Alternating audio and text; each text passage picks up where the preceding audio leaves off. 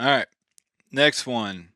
How much should we care about the dog's history and quote unquote sob story when developing our training plans? I don't think that that sort of information is really often useful in addressing the problems that came from it, even if it's true. So, the first thing is coming from a background where you work with a lot of rescue dogs. Most of the time, the information that you got from whoever you received your dog from is not it's not something anyone observed.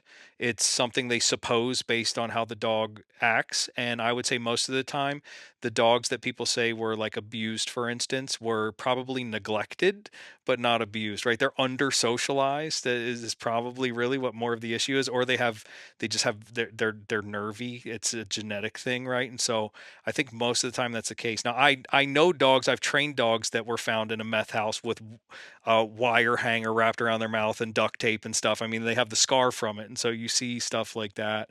And, those things happen. But like everybody's pit bull is a bait dog. And it's like, they wouldn't be alive. They Yeah. wouldn't be here. Right. It's just not true. And then I think the other thing too is when we're training, we are looking at achieving a goal now. And so that's forward thinking and it's in the moment. I don't think that the dogs really, I mean, they have a history of experiences that they don't forget. But if you're not putting them in situations that are similar to what they experienced before, assuming that stuff is true, I just don't think that it's really relevant at all. Well, it doesn't change the way they learn. How Like they many still No, learn through pairing how training. many Like, dogs do you guys get that are have separation anxiety oh my god, and according that's to a that like a dog? that's a 100% owner created Of problem. yeah, course. and Like, an overused term.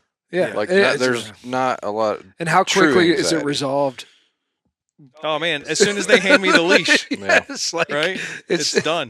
it's like, oh, that's over. No, I no. find that mostly in my pet clients. Like, I don't find that in my bird dog I get a clients. But few because of the companion. We yeah, posted we got a doodle at the house right now, right? You take him to go get groomed. He needs three people to hold him so you can cut his nails. You The cut. first time we do it, it's just me, yeah. right? So like just all of that Hey, stuff. just don't look at me like that. I'm going to cut Yeah, your nails. right. Oh, okay. The only two things I ever ask for is like, do they have a bite history or are they at flight risk?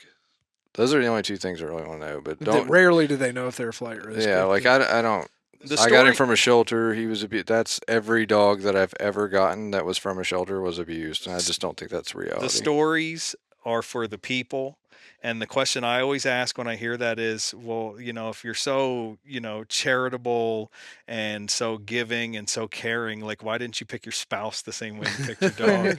Like, Yeah. why didn't you pick the bum Yeah. off the street that's a fucking drunk and Yeah.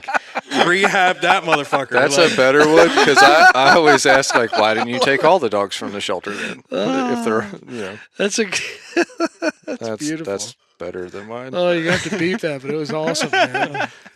You adopted a dog. Let's go adopt a homeless guy.